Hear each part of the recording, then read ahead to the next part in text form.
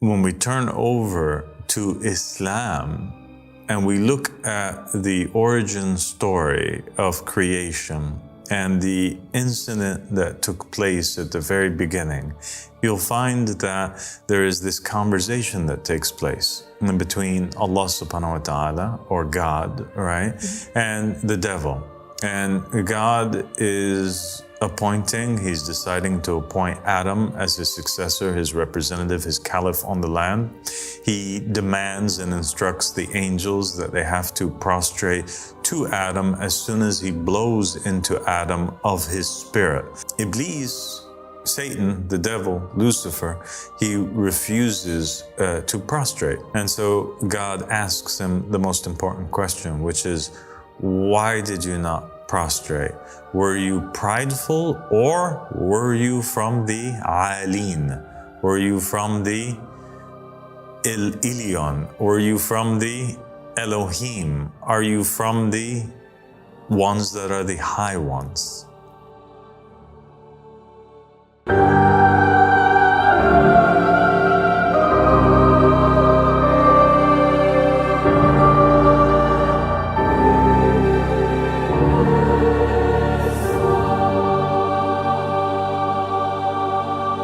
أعوذ بالله من الشيطان اللعين الرجيم بسم الله الرحمن الرحيم اللهم صل على محمد وآل محمد الأئمة والمهديين وسلم تسليما. Assalamu alaikum wa rahmatullahi wa barakatuh. My dear companion and sister Tiffany. Walaikum salam wa rahmatullahi wa barakatuh, dear father. Thank you for joining me again. Thank you so much for having me back here. It's been too long. It has. Thank you so much. It's an honor. I think a lot of the viewers have been wondering where you're at, and a lot of people actually, as far as I was told, have written in asking about you.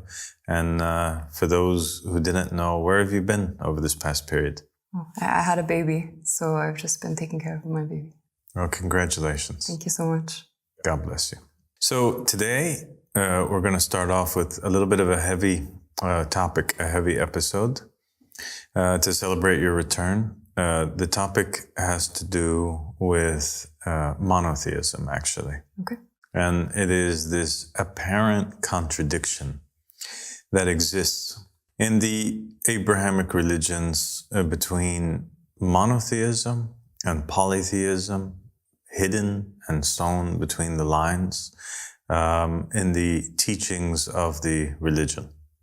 Now, in the apparent, right, the thing that distinguishes the three major Western traditions or religions from many of the other religions on the face of the planet is that it is very adamant about monotheism. Monotheism is the hallmark, it's the trademark, it's the logo, so to speak, of these religions. Yes. When people think about Judaism, they think about one God. When they think about Christianity, to a lesser degree, they think of one God because of the concept of the Trinity, right? But Christians themselves consider themselves to be monotheists. Yes. And in Islam, it is also, just like Judaism, very concentrated on this aspect of one God. And the most important, perhaps, surah of the Quran is Kullu Allahu Ahad. Allahu Samad, lam yalid wa lam yulad wa lam yakun lahu kufuwan ahad, right? Which is to say that God is one, right? And until the end of the verse, distinguishing this idea that the Almighty God is one in nature. He's not three. He doesn't have a father. He doesn't give birth. He is by himself. You know, it's the God of Abraham, Isaac, Jacob, and the rest of the prophets and the messengers.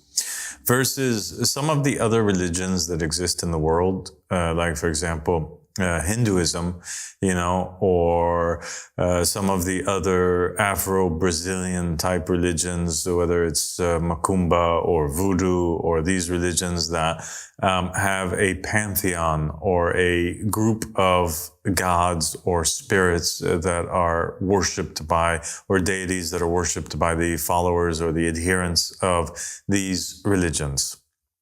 But when we look a little bit closer at these religions, one becomes confused a little bit, and things begin to, the whole image of it being strictly monotheistic seemingly begins to fall apart. And more evidence emerges that perhaps these religions were not just only not founded upon monotheism, but they actually might not be monotheistic religions at all, even today. Okay. Yeah. And so we'll go, for example, to the easiest example of them all, and that is one that is much spoken about, and that is the concept of there existing this word that's mentioned over 2,000 times in the Bible, which is the word Elohim. Elohim is a Hebrew word, and it basically, it's a plural word. It's not a singular word. And when they come to translate it in the Bible, they usually always translate it as God. But the word itself is a plural word.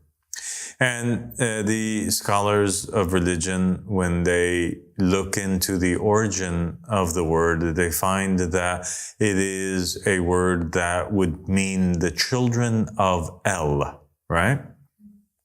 And so there's this God, and he is an ancient Canaanite God, and he has children. His children are called the Elohim, and he himself is called Father of the Gods. That's his title. And his name is El. Oh. And that's why you have these names that are in religion, or in Judaism, Christianity, and Islam, like Mikael, Michael, right? Jibrail, Gabriel, right? Yeah. So there's always this Il in the end, which is a reference to Il, who is the father of the Elohim. Wow. Okay. That's really interesting. I mean, it's one of those examples of how you have to actually go back to the original language in order to actually understand the meaning. And when you read a translation, it can actually lead you astray. So if the word is translated as God, but it actually has this etymological meaning, then we wouldn't know that unless we look deeply into it. Yeah. So it's incredible. But it's scary at the same time, and this is actually one of the reasons why a lot of scholars that study religion and study the Bible, they end up disbelieving in God altogether, or disbelieving in these religions, because they say, oh, okay, this is just another made-up religion that is actually polytheistic, and you know, and this. There are other sources which indicate, and they're actually religious sources in Judaism, ancient ones, and sources that are outside of Judaism that indicate, and the scholars have spoken about, and there's a lot that's written about this that people can research and look into. It's not the topic of the episode, so we'll just briefly go over it to mention, but this idea that Yahweh of the Old Testament used to have a consort or a wife, and that she was the God with him, a goddess. So there was two of them, the God Yahweh and his wife, and they were the object of worship in the very beginning. And then throughout time, they ended up with Judaism becoming more and more monotheistic in nature. They end up erasing the identity of the consort wife of Yahweh, and they focused more on the worship of Yahweh himself. And so now what we have is the religion of Judaism starting off, and its start is actually the start of also Christianity and the start of Islam, starting off with this concept that there was a God, but the God had a wife, and the God and his wife also had a bunch of children. Okay? Yeah. Now, follow me through on this. Okay. When we turn over to Islam, and we look at the origin story of creation and the incident that took place at the very beginning, also known as the story of Adam and Eve and them being banished from the garden, you'll find that there is this conversation that takes place between Allah subhanahu wa ta'ala, or God, right, and the devil. And God is he's deciding to appoint Adam as his successor, his representative, his caliph on the land. He demands and instructs the angels that they have to prostrate to Adam as soon as he blows into Adam of his spirit. So he's appointing Adam, he's making him a part of him, a representative of him. There's a connection between the two of them. Part of the spirit from God is going to be blown into Adam. And at this moment, all the angels are required to prostrate. Iblis, Satan, the devil, Lucifer, he refuses to prostrate. And so you have this scene where everybody prostrates, he's not prostrating. And so God asks him the most important question, which is, why did you not prostrate? Were you prideful, or were you from the Alin? Were you from the El Elyon? Were you from the Elohim? Are you from the ones that are the high ones? So now there's a reference in the Quran to a group of people who are the high ones, who are above the very command of God. That when God is commanding everybody, all of creation, including the angels, to prostrate down to Adam, there is this group of people that are high above, that are referred to as the high ones, that they are above the law, they are above the duty, above the command of God, and they're not obliged to listen to God. Wow. So God's asking Satan, what's up with you? Were you one of them? Are you one of them? Are you a part of that group? Or are you just prideful? You just think that you are? Or what's the deal? Wow. That's crazy. I mean, that's huge. That's a huge revelation for people who believe in all three of these religions, because there we have a clue that, as you said, the origin of these three religions, it might not be as monotheistic as we thought. Exactly. And then you have the theme, Tiffany, that is reoccurring throughout the Bible and throughout the Quran, where God is referring to himself in the plural. Yeah, I noticed that. Did we not bring down the rain? Did we not create? We're the ones that do this. We're the ones that spread out the land. We're the ones that bring death. We're the ones that bring life. We're the ones that cause things to grow. We're the ones that cause things to shrivel and die, etc. So it's always in the we. And when you ask the people of religion, why is it that God is referring to himself in the plural, they'll usually say that it's because of the greatness of God, how great God is that he tends to refer to himself in the plural. And I don't know if that's such an acceptable answer in knowing everything that we know and what we just pointed out. That's fascinating. That's such a great mystery. I mean, the fact that he is referred to as plural in the Quran is something that is present also in the Old Testament, and let us make man in our image. And you find this plural aspect. And I was always wondering why. Why is it always we? Why is it us? What are we really talking about here? So then we go to the narrations of Muhammad and the family of Muhammad. And we really look into their sayings, their narrations, their supplications, to try to understand and see what is up with this. Can we find any sort of meaning for this? And we find something that's even weirder that takes place. Something that goes against our very instinct as Muslims, Christians, or Jews, right? Okay. Because remember, now we're coming into conflict with all of these ideas and stories in our head.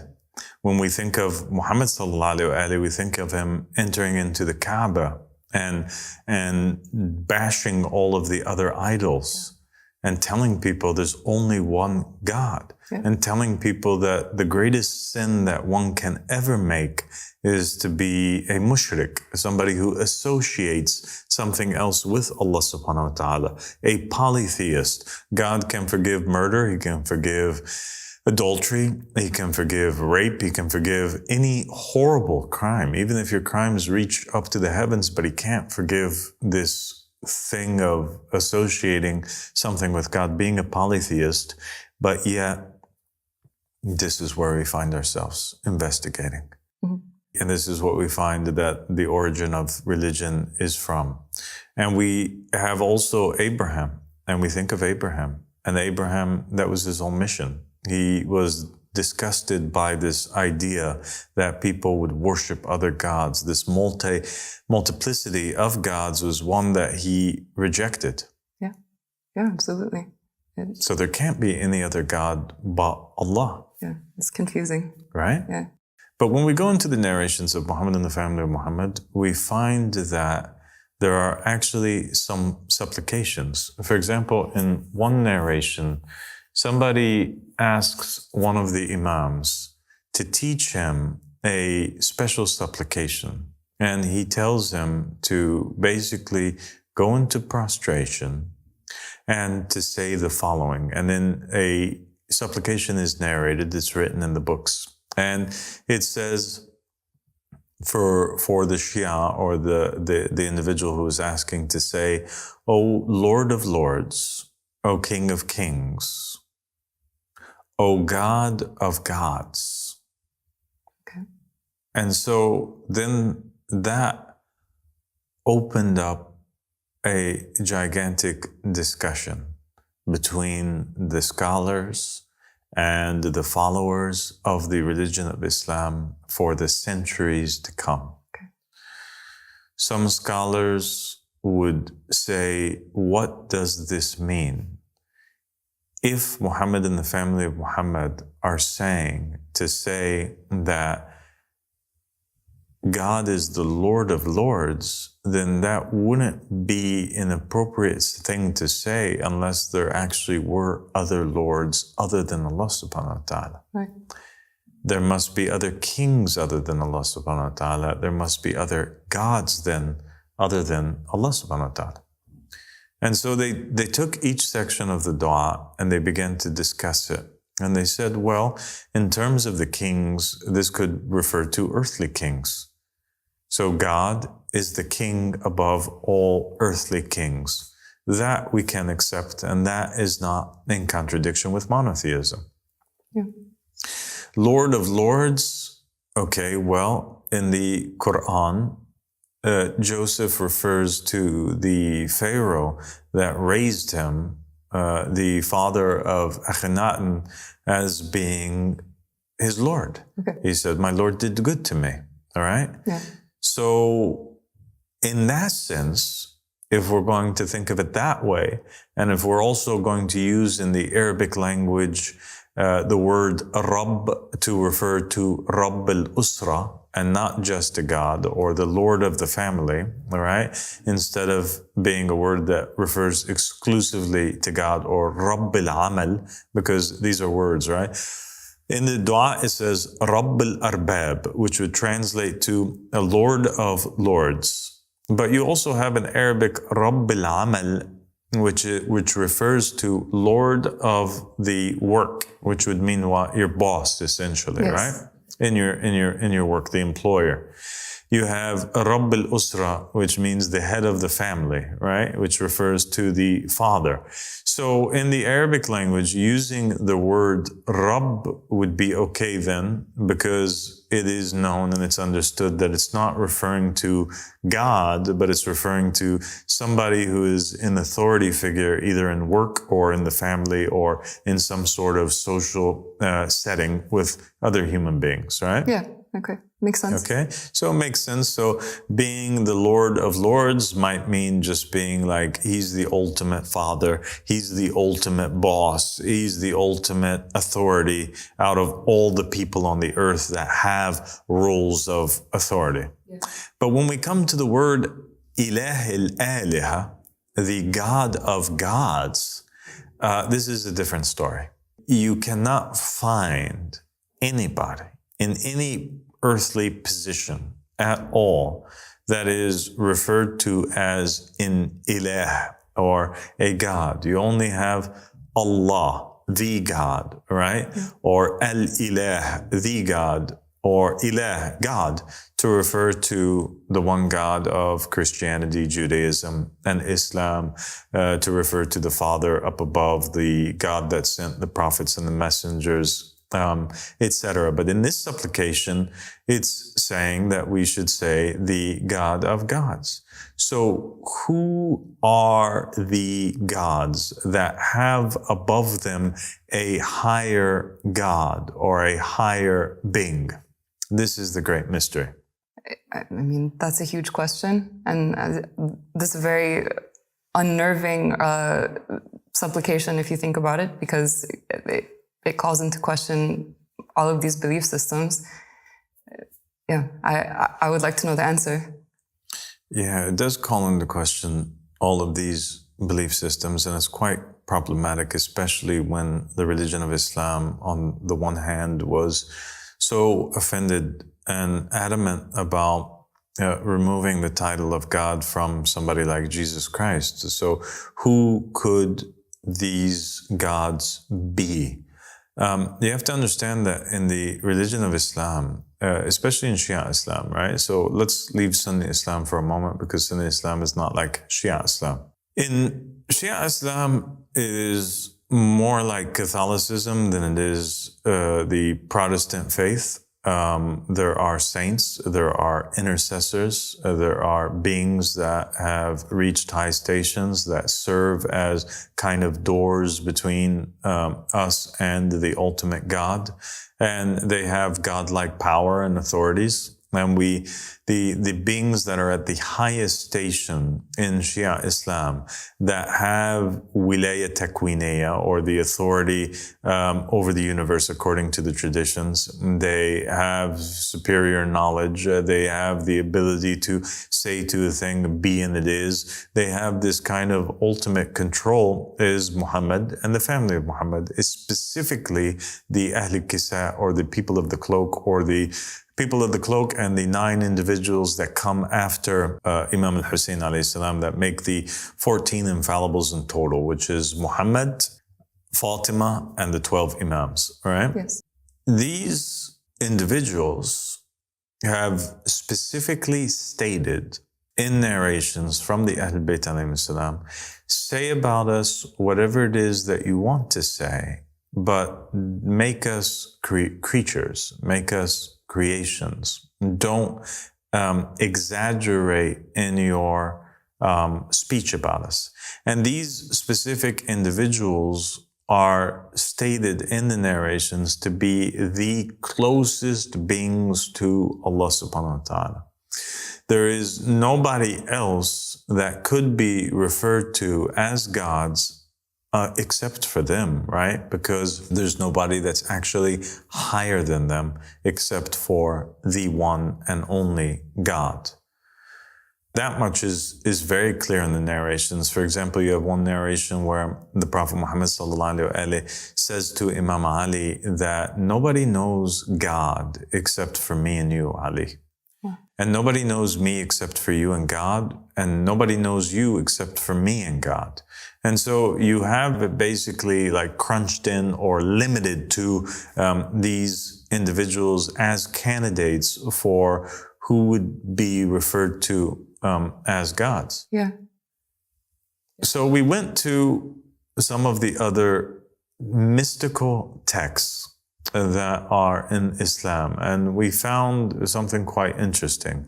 We found the book al-Kitab, which is a very Gnostic, Ismaili sourced, right, text, although not limited to the Ismaili sect, and it contains in there a series of mystical conversations that take place between the 5th Imam, Imam Muhammad al-Baqir alayhi salam, al-Baqir, which is the revealer of knowledge, and he was the 5th out of the 12 Imams, and between one of his closest companions, and that was Jabir al-Jafi, right? And in that conversation that's taking place in Kitab, which is stated that it has to be extremely safeguarded, that this type of knowledge is not to be given to the common people, at least at that time, that this type of knowledge is not going to be understood by them, and that it's extremely dangerous, right? Because of the implications concerning it. It tells the story about how in the beginning of creation, there was this high king. He's referred to as the high king. Remember, just like El, all right, or Il, who was the father of the gods, all right, or the king of kings, or the Lord of lords. You have this character in the book, who is called the High King. He's specifically referenced as that. He's not referenced as Allah. Okay. Actually, in the manuscript, it is explained that the word Allah, the God, is referring to somebody else other than the High King. Wow. That the word Allah is actually referring to 5 individuals. And those are those initial 5 lights that were created in the image of the High King and created by the High King, right? Or the offspring of the High King. And that is Muhammad, Ali, Fatima, Al-Hassan, and Al-Hussein, alayhim salam. Okay, the people of the cloak. The people of the cloak. They're the ones that are referred to as Allah or the God. And it is not, the God is not referring to the High King. The High King is this power that is above even them. That's mind-blowing. It is mind-blowing. I just have to take a second for that to sink in. We have the High King, and then we have Allah, which is actually a 5-part copy of the High King. Mm-hmm. And that's really something. That's really amazing. So then it goes on to explain that there was this angel who was called Azazel. And Azazel was existing at that time, and he was tested. And the High King is the one who addresses Azazel, according to this narration, and tells him that he's decided that he's going to appoint somebody in the land. He's going to make a caliph in the land. Just like the Quranic narrative. Just like the Quran said. And the High King tells Azazel to prostrate to Adam. He refuses to prostrate to Adam. And then he's asked, why is it that you didn't prostrate? And so the group that it would concern, that are the high ones, that are exempt from this act of prostration, that Iblis was forced to be a part of, or to be a part of this test, those high ones, or the Aleen that are referred to, are referring to Allah, which is Muhammad, Ali, Fatima, Al-Hassan, and Al-Hussein. The script also states that Iblis struggled with the concept of monotheism itself, and that when he said the words Qul huwa Allahu ahad, right? He was referring to that these words were the words of Iblis. So when the implication in the narration is that God tells him to prostrate to Adam, he refuses to, and he says, say God is one, right? So he's trying to say, well, I'm not going to be a polytheist. This is not my God. I only prostrate to God. But when he said, Qul huwa Allahu ahad, what was meant by Allah, or say that God or Allah is one, he was referring to the unity of those 5 lights, which are Muhammad, Ali, Fatima, Al-Hassan, and Al-Hussein. But he himself, inside of himself, still had doubts concerning that, was not so convinced about that, but that the statement, Qul huwa Allahu ahad, the word Allah, was a reference to those 5 lights that were initially one light, that was the creation of the being that was called the High King in the manuscript Kitab. That's fascinating. And that adds a whole new layer into the story of Iblis and what he struggled with. And there was always this question of how can somebody who had reached such a high station then doubt in God? And it wasn't just about Adam, but it was also about Allah. Wow. So now when we take what's written in the manuscript and we match it with everything else that we've spoken about, it's all going together. It's all clicking now, like a puzzle that the pieces begin to come together. yes, you have this ultimate God. Yes, you have this Father God that's above. And the Father God, or the High King, is the King of Kings. He's the Lord of Lords. He's the God of gods. There are other divine beings or lords or kings or gods that are exempted from worshiping or submitting themselves to Adam. And those ones are high ones. They're high above the law. They are the A'alin. They are Muhammad and the family of Muhammad. They are a group of beings that came in the very beginning that are gods over creation, but they're not the ultimate God, and they still are created. Okay, so now everything's beginning to click together, and the plurality that existed in the Quran and in the Bible, it's no longer an issue, especially when we look at some other narrations that indicate and explain the plurality in the Quran when it says that verily we're the ones who bring down the remembrance, verily we're the ones who do such and such, as being a God and Muhammad and the family of Muhammad. Yes. So now the entire thing makes sense and it clicks, and Muhammad and the family of Muhammad have this title, and the title is that of being gods. Wow. But they're still not the ultimate God. Yes. And it's a secret, because if Muhammad had come at the time that he came and he bashes down all of the idols of the different tribes and the different peoples, and he tells them that they have to worship his God, the high God, that would be one thing. And that's already a difficult task. But imagine him trying to explain to them that he also is a sub-God or a lower God or a created God. They would never have understood it. And so it became this safeguarded secret that was passed down from one individual to another.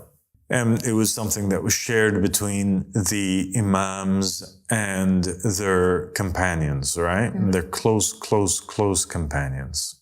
And when we actually look into the history of the imams with their companions, we will find that with almost every single imam, there takes place these fitnas, all right, where there are individuals, according to the narrations, that end up pointing out the divinity of the imam, right, and saying that this imam is God, and the imam ends up rejecting this claim or cursing them in public, or there's an act of taqiyya that takes place at the time. And you have people like Aba Al, for example, that ended up declaring the divinity of Imam Al Sadiq alayhi salam, and then he led a group of people, and they were all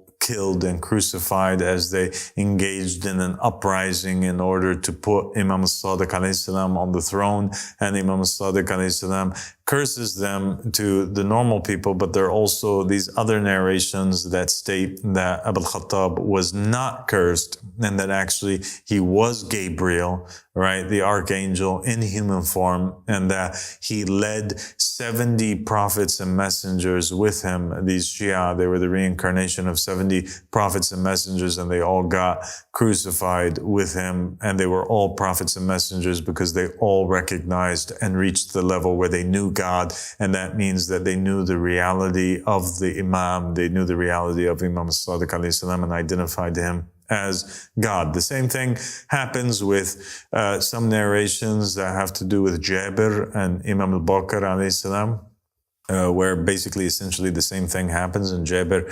recognizes the divinity of Muhammad al-Baqir. You have characters like Abdullah ibn Saba in Islam that was burnt and cursed and remains to be a vilified character because he recognized the divinity of Imam Ali ibn Abi Talib alayhi salam, and Imam Ali alayhi salam rejected it. And so the Muslims became broken down into these different groups. A group of Muslims ended up becoming what they would call ghulatis, or exaggerators, yes. People that ended up worshipping the imams exactly as the Christians worship Jesus, identifying this imam, usually especially Imam Ali alayhi salam, as being the ultimate God, and that the other imams are other embodiments of Imam Ali alayhi salam, and that they worship him and they claim that the worship of Imam Ali alayhi salam is the final destination, and that you cannot finish reincarnating or stop reincarnating on earth until you identify him as that. You have other Muslims that say that this is complete shirk against Islam, against everything that the Prophet Muhammad taught, that the Prophet Muhammad sallallahu alaihi wasallam said in narrations, that I would tell you about the traits of Imam Ali alayhi salam and speak about them if I wasn't afraid that you would worship him. So he was afraid that the people would worship Imam Ali as they worship Jesus, thereby leading the Muslims once again into polytheism and going astray. And so you have this confusion that occurs between the ghulat, or the exaggerators, and the shortcomers, or the muqassirin in the narrations that recognize that the imam is the imam, but they fall short of giving the imam all the props or all the recognition that he deserves, or being able to give him his rights by properly recognizing and identifying his full nature. Okay. All right? Yeah. It makes sense. I mean, it all fits together, and it explains all of these strange instances in the history of Islam where groups split apart and, worshipped one of the infallibles. It makes sense. And then you have strange narrations, mystical ones that appear in manuscripts, and people often, not so often, because they're very hard. A lot of these manuscripts, they still have not been translated into other languages, but they exist out there. And some of these manuscripts, they're very basically guarded. They're still held tight by groups of Asian people or Shia that live in particular countries, that they don't really, take these books and print them. They're handwritten and preserved from the one generation to another, and they're secrets that are given and passed on from, adherent to adherent. And so every now and then you'll find certain people that will post on the internet, or they'll share narrations that they have found from a particular manuscript or that they've copied on. And you'll find narrations, the likes of, for example, this narration that you have, of Jabir al-Jafi, and it says that one day he was walking by and he saw this man. He looked like an Arab Bedouin who was standing at a distance, and he was at the grave of Imam al-Hussein alayhi salam. All of a sudden, as he was looking at him, a comet flies by, and the implication is that the comet took him and went. Okay. And then Jabir thought that it was a quite disturbing scene. He'd never seen anything like that. And so he goes back to Imam al-Baqir alayhi salam, and he asks him about this individual. And the Imam says that that individual was the God of the 8th universe. He was the God of the 8th universe, and he had come here to visit Al-Hussein alayhi salam, or visit the grave of Imam al-Hussein alayhi salam. So that narration opens up a whole other can of worms, so to speak. And you have now this concept that there are other gods, even other than Muhammad and the family of Muhammad. And that the word God is associated with the having his own universe that he controls. Wow. Right? Because here's a God that was visiting Imam al-Hussein in that universe that they were in, right? Our universe, but he actually came from the 8th universe to this universe to make a ziyarah. So actually he's under the God, right, or gods of our universe, which are Muhammad and the family of Muhammad. And he was coming to pay his respect, but he also is the God that's worshipped and in charge of his own universe in another place. I mean, that's really shocking. That's really shocking. It is really shocking, but it kind of also makes sense when you dig and look into the narrations. You'll find that there are narrations that state that the gods that were worshipped, for example, in the Quran by the people of Noah, Ya'uq and these ones, and other narrations that state that Allati wal-Uzza and these pre-Islamic pagan gods, they state that these idols, although they are idols, and although the idols that the people are worshipping are without power, and although the act of worshipping of these idols, right, that are made from sticks and stones and sometimes made from dates, is a blatant act of polytheism, right, that would lead the person into hellfire, that the origin of these gods, the narration states, come from real individuals that existed in the time of Noah, or in the time before the Prophet Muhammad sallallahu alaihi wasallam, and that they were righteous individuals who were good companions that did good things for their people, and after the passing of the Prophet, and they were saints, so to speak, and some of them performed miracles, and then after their death, the people wanted to honor them, and so they built statues of them, yes, so that the people would remember them. And then after several generations of people coming to visit the statues to honor them, the stories became embellished to the point that they were raised up to the rank of gods, and they were worshipped as the God, other than or in association with, at an equal rank of the God or the High King, the God of gods, or the King of kings. And that's important. Why? Because that means that these gods, they have an origin. So Odin would have been a righteous man, a prophet, right? He wouldn't just be a Norse god, right? The same thing with Thor. The same thing you find with Osiris, that the narrations identify, many scholars identify Uzuris as Idris of Islam, or Enoch, right? Yes. And you have the same thing for Zeus, or some of these other gods that existed. Their origin was actually unknown prophets and messengers or saints, individuals that were close to God, but they also were hujjas, or proofs over their people. And later on, people ended up raising them to the rank as being the ultimate God. Yeah. So they could have been raised to be at the rank of the ultimate God, or perhaps something else happened. And this is the proposition of the proposal that's kind of, or the theory that's hidden beneath the lines that exists, the thing that somebody has to really put on their eyeglasses and kind of contemplate over. Okay. Because you have these narrations that state, for example, one narration states that God says,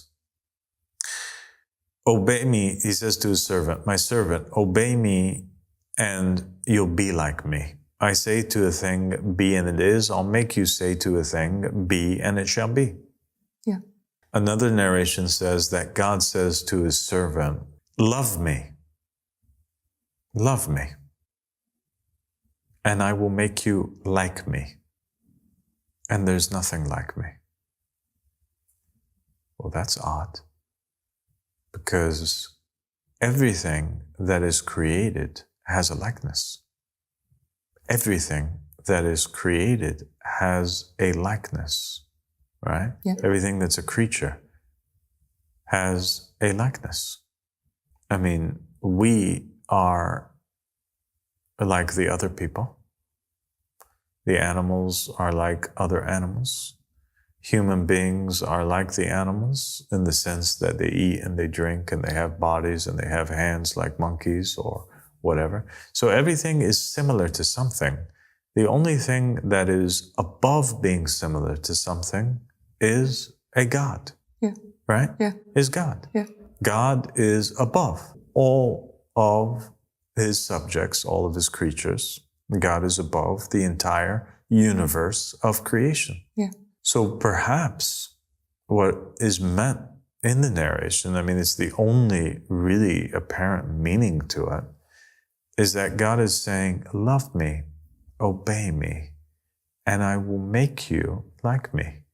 If you obey me and love me enough and follow in my footsteps, one day I will take you and I will give you your own universe, and you will be the God of that universe. You will be like me. You will say to a thing, be and it is. Whoa. Oh my gosh. Wow. I mean, that's a meaning to that narration that would have never crossed my mind. So now you have what? Now you have the journey of the seeker, the student, the disciple, the believer, the Shia, going from one where he has to find his Lord, recognize his Lord, emulate his Lord, be a good slave to his Lord, all because his Lord wants to free him at some point and make him like him and grant him as now an adult, a fully developed spiritual being. He will give him the next stage, right? The next thing. He will give him what he gave himself, kingship, authority, lordship, godhood over a particular universe, and a universe which is probably of his own construct and of his own creation. That's why we have narrations, and even Imam Ahmad al-Hasan alayhi salam, he spoke about how Muhammad and the family of Muhammad, there are worlds that are out there that they are, or some of the prophets and the messengers are, rulers over, or universes or worlds or planets that they created, or creatures or creations that they created. And I kind of left some of this in the book, The Goal of the Wise. People can read about it. And yeah, so it's an interesting secret that's hidden in there, and that ultimately, as Imam Ahmad al-Hasan taught in the book of monotheism, and as he said to me directly, he said that the thing about it is, though, that all of the Ahl al-Bayt alayhim salam, whether it's Muhammad, Ali, Fatima, al-Hasan, al-Hussein, whether it's the God of the eighth universe, whether it's somebody who reaches the rank of godhood as explained in the book of monotheism that's written by Imam Ahmad al-Hasan, all of these individuals, they still have a God that is over them. They still have a creator that's over them. And that in the end of the day, even though there does exist many quote unquote gods, in reality, there is only one true God, the High King, the ultimate God, the one who is referred to as Huwa, the one who's referred to as He, the one who nobody knows Him and there's nothing that's like Him, and that created Allah subhanahu wa ta'ala, or the perfect representative, or the perfect reflection of Him in the world of creation, in order that He may be known by proxy, and that as you grow in knowing of God, there has to come a point where you go from, okay, being the ultimate generous person, the ultimate, benevolent person, to the ultimate creator. and the ultimate one who sees and hears, and to carry out some of these functions, to be the creator and reflect that name from God, you have to be delegated the universe or act in a simulation or in a physical reality as God acts over all creatures, because that's the whole next level of understanding and coming close to and knowing how God is, because now you're actually fulfilling the role of God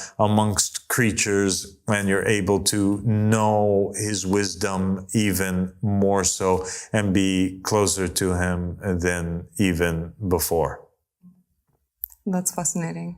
I think that this is such a deep topic, and I really understand why monotheism throughout time has been simplified and simplified, because it's actually such a vast topic, and in order to really understand it, you have to understand the true meaning of it. And the intellect of the people was not always, ready to receive that information.